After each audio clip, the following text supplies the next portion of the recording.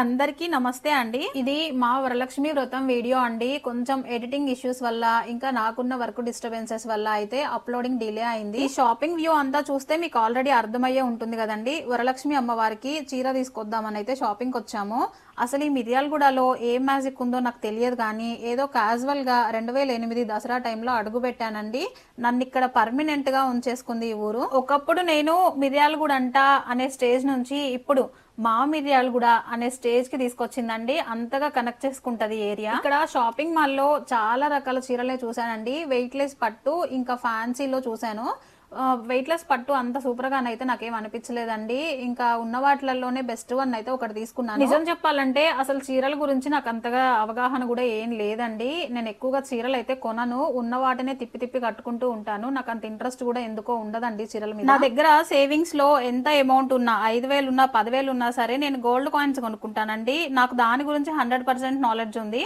ఎక్కడ కొంటే ఆన్లైన్ లో అయినా ఆఫ్లైన్ లో అయినా తక్కువ ప్రైస్ ఎక్కడ వస్తుంది, జిఎస్టీ లేకుండా వ్యాట్ లేకుండా అలాంటివి చూసుకొని నేను గోల్డ్ కాయిన్స్ ఎక్కువ కొంటుంటానండి. ఎందుకో నాకు అదొక పిచ్చి. ఈ చీర ఫైనల్ గా సెలెక్ట్ చేసుకొని బిల్లు కూడా కట్టేశానండి. కానీ మళ్ళీ మనసు మార్చుకొని పట్టు చీరల్లోనే బెస్ట్ వన్ ఒకటైతే తీసుకున్నాను. ఈ డ్రెస్సెస్ షాపింగ్ మాత్రం నాకు కాదండి, మా వదిన కోసం. మా వారికి రాఖీ కట్టినప్పుడు గిఫ్ట్ గా అప్పుడు ఇవ్వడం కుదరలేదండి.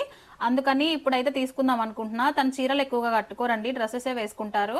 సో ఫైనల్ గా ఇదే సెలెక్ట్ చేద్దాం అనుకుంటున్నా. మీకేది బాగా అనిపించింది అనేది కామెంట్ బాక్స్ లో చెప్పండి. ఫైనల్ గా బిల్లు కట్టేసి బయటికి వచ్చేసరికి కుండపోత వర్షం కురుస్తుందండి. మినిమం 3 or 4 hours మేము షాపింగ్ మాల్ లోనే ఉండాల్సి వచ్చింది. నేను వరలక్ష్మి వ్రతం చేసుకున్న రోజు అప్లోడ్ చేసిన షార్ట్ వీడియోలో మీకు ఇన్ఫర్మేషన్ అంతా చెప్పాను కదండి. ప్లానింగ్ లేకుండా అన్ఎక్స్పెక్టెడ్ గా ఈ శుక్రవారం వ్రతం చేసుకోవాల్సి వచ్చింది అని. సో నేను చేసిన ఈ వ్రతంలో హడావిడిగా తెలుసో తెలియకో ఏమైనా చిన్న చిన్న తప్పులు చేస్తే క్షమించండి. మీకు తెలిసిన ఏమన్నా ఉంటే కామెంట్ బాక్స్ లో చెప్పండి. ఖచ్చితంగా రిపీట్ అవ్వకుండా వాటిని సరి చేసుకుంటాను. ఇది శ్రీ సౌభాగ్య పేడరంగ్ అండి. అందరికీ తెలిసిందే. ఇది వాటర్ లో మిక్స్ చేసి చల్లుకుంటారు కదా అని అనుకుంటున్నారేమో. నాకు చేతికి బాగా కలర్ అంటుతుందండి. అందుకని నేను ఇట్లా ఫస్ట్ పౌడర్ ని ఇలా చల్లుకొని వాటర్ ని చల్లి చీపురుతో మంచిగా రబ్ చేసుకుంటా. బాగా కలిసేలాగా బాగా వస్తుంది. ప్రతి శుక్రవారం ఇంకా పండగలప్పుడైతే నేను ఇలానే చేస్తాను. వాకిళ్ల ముందు ఇలా పేడరంగు చల్లినప్పుడు, మంచిగా ముగ్గులు వేసుకున్నప్పుడు, గ్యాస్ ప్లాట్ఫామ్ మంచిగా కడుక్కున్న రోజు, దేవుడు పటాలకి నా చేత్తో అల్లిన పూలు పెట్టిన రోజు, ఇలాంటివి ఏం చేసినా 1కి 10 సార్లు చూసుకుంటూనే ఉంటానండి. నాకున్న పిచ్చులలో ఇదొక పిచ్చి. ఈ ముగ్గు వేసే ప్లేట్లు నేను ఆన్లైన్ లో తీసుకున్నానండి. చాలా బాగున్నాయి. ప్రతి శుక్రవారం ఇట్లా తులసమ్మ వారి ముందు పద్మ వేసుకొని నేనైతే 1,00,000 సార్లు చూసుకుంటా అండి. అంత బాగా అనిపిస్తుంది. అలాగే ఈ పద్మ ముగ్గుని అందరం తొక్కే ప్లేస్లలో అయితే వెయ్యకూడదంటండి. అందుకే తులసమ్మ వారి దగ్గర ఉన్న బండ మీద వేస్తాను. వాకిలి ముందైతే వెయ్యనండి. ఈ మధ్యనే రీసెంట్ గా విన్నాను. సో ఇంకొక ప్లేట్ అయితే తీసుకున్నాను. మీకు ఆ ముగ్గు నచ్చిందా, ఈ ముగ్గు నచ్చిందా చెప్పండి కామెంట్ బాక్స్ లో. నాకు ఈ మధ్య చేత్తో వేసే ముగ్గుల కన్నా ఈ ప్లేట్ తో వేసే ముగ్గులే నాకు భలే బాగా అనిపిస్తున్నాయి అండి. పర్ఫెక్ట్ గా వస్తున్నాయి. నేను వ్రతం చేసిన రోజు ఆగస్టు 15 కాబట్టి మా దక్షిణ కంపల్సరీ స్కూల్ కి పంపించాలని అయితే అనుకున్నానండి. 6 అయినా 106 సరే, మా ఇంట్లో ఎంత పెద్ద పనున్నా సరే, మా ఇంట్లో మా వారు మా దక్షు బ్రష్ చేసుకున్నారంటే మాత్రం ఆకలికి అస్సలు ఆగలేరండి. ఇది అమ్మవారి నైవేద్యాల కోసం నానబెట్టిన శనగలండి. పెసరపప్పులోనేమో మార్నింగ్ వాటర్ పోసి ఉంచానండి గారెల కోసం. ఇలా నాకు ఇంట్లో పూజలు వ్రతాలు ఉన్న టైంలో అయితే వాళ్ళిద్దరికి ఏదో ఒక టిఫిన్ చేసి అయితే పక్కన పెట్టేస్తానండి. ఎక్కువగా అయితే ఇడ్లీ, గుంత పొంగనాలు ఈ రెండు అయితే ప్రిఫర్ చేస్తానండి. ఈజీగా అయిపోతాయి కదా అని. చట్నీ కూడా నైటే చేసి ఫ్రిడ్జ్ లో పెట్టేస్తానండి, మార్నింగ్ ఏ టెన్షన్ లేకుండా ఉండాలని. మా దక్షకి ఆ రోజు డాన్స్ పర్ఫార్మెన్స్ ఉందండి. అందుకే యూనిఫామ్ కాకుండా డ్రెస్ కోడ్ వచ్చేసి black T shirt, blue jeans వేయమన్నారు. అందుకే వేశాను. మా దక్షిని మార్నింగ్ లేపి బ్రష్ చేయించి, స్నానం చేయించి, టిఫిన్ తినిపించి, snacks box, water bottle set చేసి పంపించేసరికి ఒక చిన్నపాటి యుద్ధం చేసినట్టే అనిపిస్తుందండి నాకు. ఇంట్లో లోపల బయట క్లీనింగ్ వర్క్స్ అన్ని మార్నింగ్ ఎర్లీగానే చేసేసానండి. మధ్యలో బ్రేక్ ఇచ్చి దక్ష పనులు చేశాను. ఇప్పుడు మళ్ళీ పూజకు సంబంధించిన పనులు అయితే స్టార్ట్ చేశాను.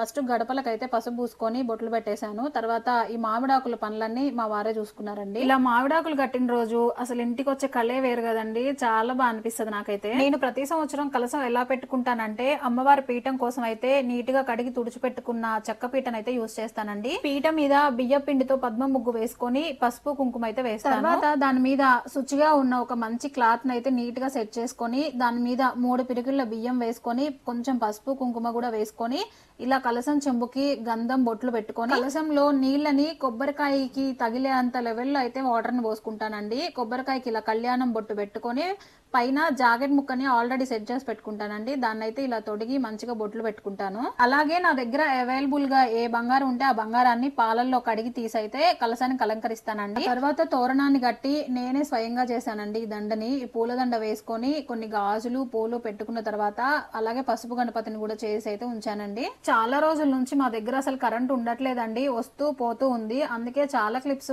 చీకట్లోనే తీయాల్సి వచ్చింది. ఇక ఇక్కడ నుండి మాత్రం యూట్యూబ్ లో ఒక అయ్యగారు చెప్పిన విధానంలోనే వ్రతాన్ని మొత్తం కంటిన్యూ చేశానండి. ఈ వ్రతం చేసే సమయంలో మాత్రం ఎలాంటి వీడియో క్లిప్స్ తీయలేదండి. మైండ్ డైవర్ట్ అవ్వకుండా ఉండాలి అని చాలా భక్తితో శ్రద్ధగా అమ్మవారికి వ్రతాన్ని అయితే చేశానండి. ఇక నైవేద్యాల విషయానికి వస్తే నాకు తెలిసినంతలో కుదిరినంత వరకు అయితే చేశానండి.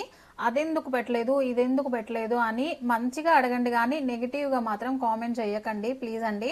ఇంతకీ అమ్మవారికి ఏమేమి నివేదించాను అంటే పాల పొంగలి, చింతపండు పులిహోర, దద్దోజనం, పెసరగారెలు, పానకం, నానబెట్టిన పచ్చి శనగలు, చలిమిడి, అన్నం, పెసరపప్పు, నెయ్యి మహానైవేద్యం. ఇంకా పూర్ణాలు కానీ తీపి బొండలు కానీ చేద్దాం అనుకున్నానండి, కానీ వీలవ్వలేదు. యాపిల్, బనానా ఫ్రూట్స్ పెట్టాను. ఫైనల్గా పట్టు చీరతో తాంబూలం ఇవన్నీ అయితే అమ్మవారికి నివేదించానండి. చాలా అంటే చాలా ప్లెజెంట్గా అనిపించింది నాకైతే. ఫైనల్గా ఇంకా కొబ్బరికాయను కొట్టి అమ్మవారికి మంచిగా హారతి ఇచ్చిన తర్వాత అయితే దేవుడి గది డోరు కాసేపు అయితే అడ్డం పెట్టామండి. తర్వాత అమ్మవారికి నివేదించిన ఈ నైవేద్యాలనే మధ్యాహ్నం మేము ప్రసాదంగా మా ఫ్యామిలీ ముగ్గురం కలిసి అయితే ఇస్రాక్లోనే అందరం భోజనం చేసామండి.